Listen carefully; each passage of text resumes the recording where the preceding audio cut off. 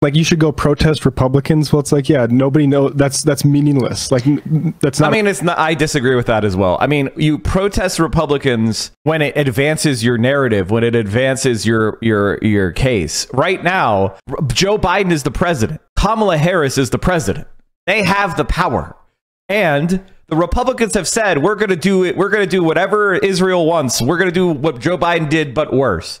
So what would protesting them do? Protesting would give them a rhetorical opportunity to attack protesters. You understand? It would actually help the Republicans to go protest the Republicans. That's why we're not doing it right now. Now, later, if the Republicans gain power, we will protest them as part of a narrative of building resistance to the Republicans in power. But right now, it doesn't do anything. Protests are about making a media hit. That's what they are. In case you don't understand this, I think this is something that needs to be explained, is that before mass media, people didn't protest. It wasn't a thing. Before mass media, people revolted. Before mass media, people went and they grabbed government officials and they strung them up and they named their own government officials. Okay? They didn't protest. Protesting is mass media. Protesting is an attempt to influence a conversation. And when I say mass media, I'm talking about like newspapers, broadsheets. That's when protesting really started to kick off. Once newspapers developed.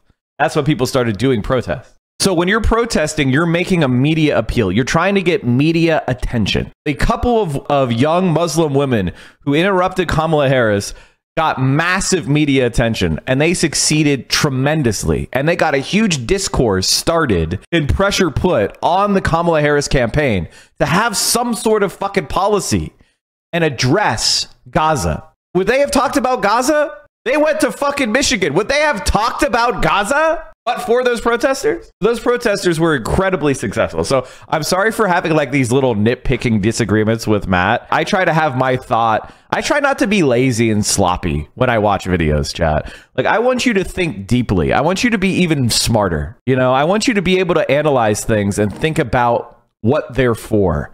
Not just observe events happening, but understand why events happen and what they're used for and when they're being used incorrectly or purposelessly, and what movements seem to be effective and what movements seem to be feckless.